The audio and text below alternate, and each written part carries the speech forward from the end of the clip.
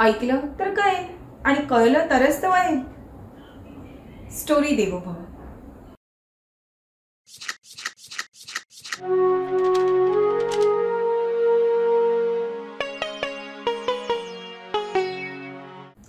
Zoom उठी है हल्दी घाटी, घोड़ों के इन टापों से, वीरों की ये सेना लेके राणा लड़ता मुगलों से.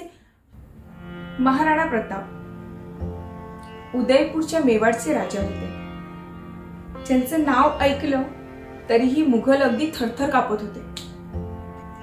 त्यांचं वजन 110 किलो होतं. त्यांची हाईट, त्यांची उंची 7.5 फूट होती. नेहमी ते आपल्यासोबत 2 तलवारी ठेवायच्या. का माहितीये? एक स्वतःसाठी आणि एक शत्रूसाठी, जर त्याच्याकडे काहीही नसेल तर.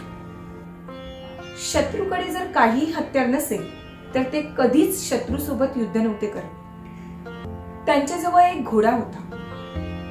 खूप फेमस घोडा होता, खूप हुशार.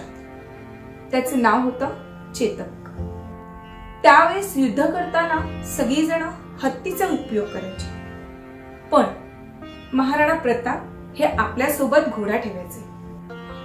इंटरेस्टिंग गोष्ट अशी की त्या घोड्याला ते हत्तीचं तोंड लावायचे, कारण जे बाकीचे हत्ती कन्फ्यूज होऊन जातील आणि त्याला पण एक हत्ती समजतील, आणि मग वेळ आली की तो चेतक घोडा आपले दोन्ही पाय हत्तीच्या डोक्यावर ठेवायचा.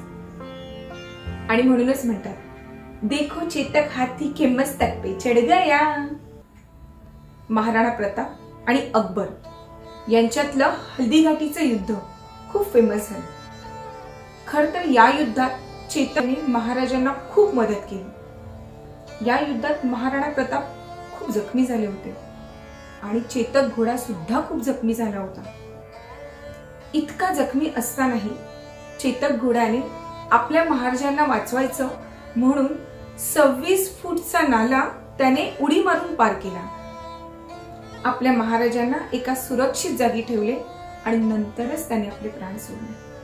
आजही हल्दीघाटीमध्ये चेतकची समाधी आहे.